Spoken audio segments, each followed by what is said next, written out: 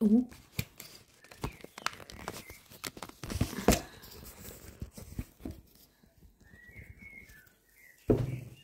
Hi mga kamoys. Good afternoon po. Kumusta na kayong lahat mga kamoys? Today is Saturday. And busy sa house. Today is Saturday and busy sa house. Maraming trabaho kasi kahapon the whole day kami sa Good Friday sa bundok sa Bon mga kamoys. Nag-travel kami at saka kami ng cross station of the cross sa Bon with my Philippine community dito sa Mönchengladbach mga kamoys.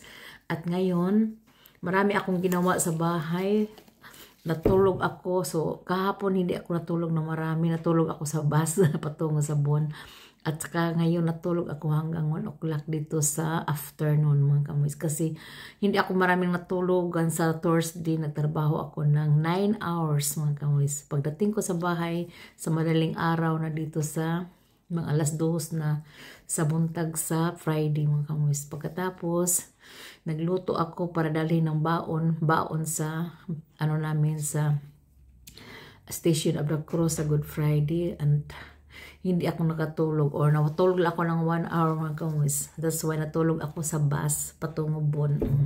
At ngayon natulog ako ng hanggang 1 o'clock this afternoon. Ngayon naman hapit na alas 7 sa gabi dito. May araw. Thank you Lord, may araw. Tinarawan dito, may araw mga kamoys. At saka gusto ko din sa mga doon nilabahan. Itupi ko mga kamoys. I will show you later. Ako maghugas muna dito sa mga kaldero.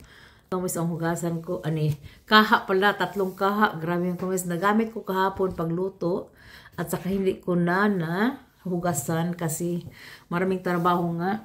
At saka ipakita ko sa inyo anong hugasan kong mga kaha mga kamoys. Yung 3 kaha, hugasan ko. At ipakita ko sa inyo. Dito mga kamoys. So, ito ang mamahalin kong kaldero. Mamahalin na mga kamoys. Ito ang mamahalin kong kaha mga kamoys. I will, ito ang mamahalin kong kaha with takip. Hugasan ko lang na siya ng mga kamoys. Normal na wash. Dili haik mga kamoys ha. Zamp is kanang lang. Light na pagka, wala naman siyang dumi. At saka ganunin ko lang paghugas mga kamoy sa gripo. Diba? Ito mga kamoy. Ito ang paghugas ko sa kaha. So like this.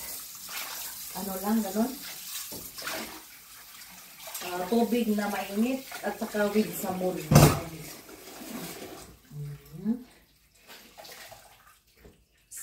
Sa sunod na kaha, so itong kahang babaratuhin mga kamoys.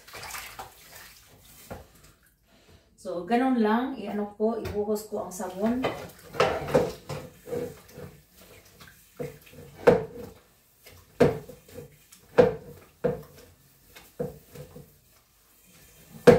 Saka ganun lang mga kamoys. Ganun lang. Nag-antihos pala ako mga kamoys. Grabe. Nag-antihos pala ako. So like that. Naghugas ng kaha mga kamoys. 3 kaha yun.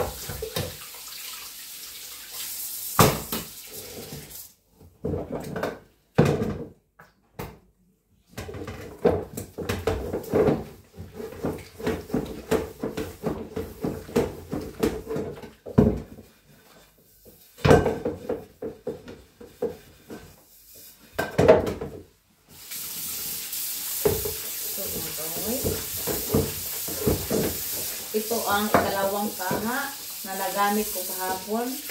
Nilutuan ko ng talong na very long mga kamoys. At ikalawa yun.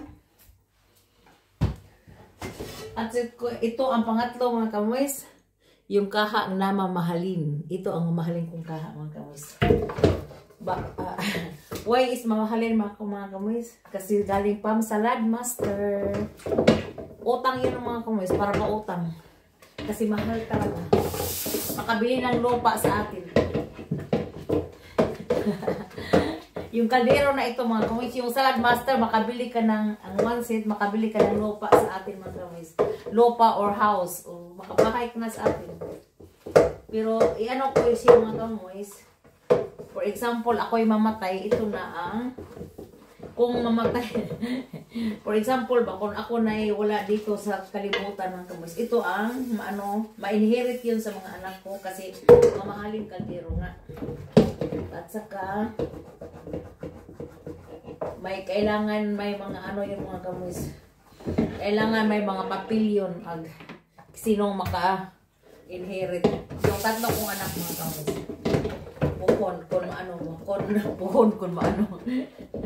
Puhon kon mamatay. Kaya mga kamoys. At saka, kailangan din mga kamoys para di magkagubot. Kailangan din na may pangalan yung mga kamoys. Sino makaangkon. Or magbahin sila mga kamoys. No problem. Basta kayo magbahin lang mga kamoys.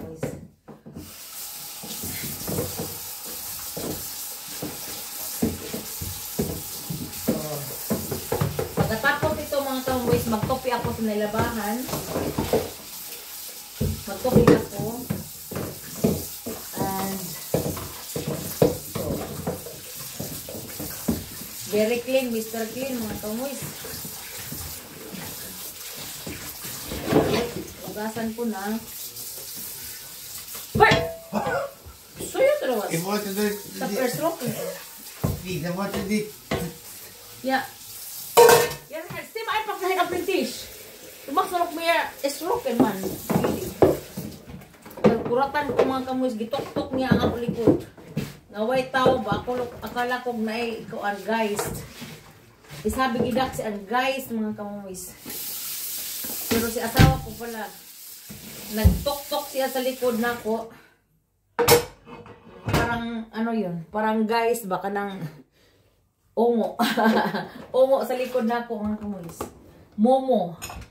Momo is ka ng guys mga kamoys. Guys is wak-wak. So, tapos na ako dito mga kamoys.